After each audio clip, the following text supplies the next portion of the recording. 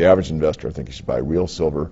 You should buy it now, and you should hold it with an outlook of at least 5 years.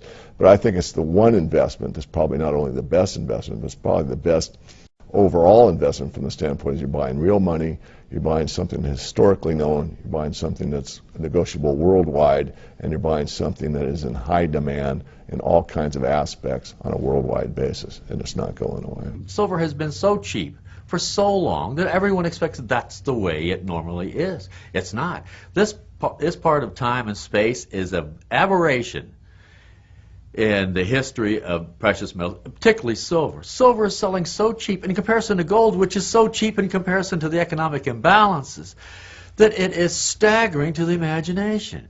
The only good thing about this whole thing is that the gross ignorance and stupidity of the majority of investors means that the asset is so underpriced that those who get in now, before those people understand the error of their ways, will make gigantic amounts of money when silver does get back to its normalized, everyday, precious metal price. It is the poor man's gold. I think the outlook for silver prices, continues to be good for easily another decade or so. There's a great potential for explosive growth in the price of silver. This thing should be selling for over 100 right now, but it's not.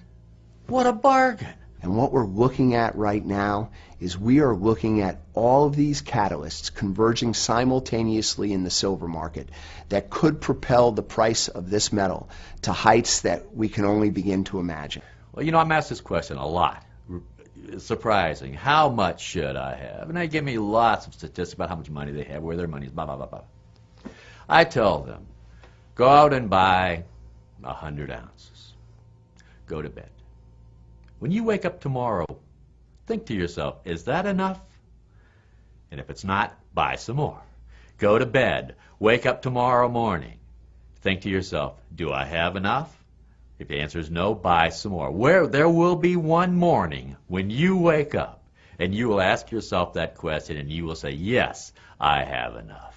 And that is the answer. I think silver definitely has something to recommend itself to an investor who is prepared, I think, to follow the market quite closely, to monitor a position quite closely, because as I said, it's a volatile metal and you need to be on top of what you're doing perhaps, but there is scope for bigger moves than in the case of gold. As far as I can see, most of the above ground inventories are gone, and when we reach that inflection point, the price is going to skyrocket.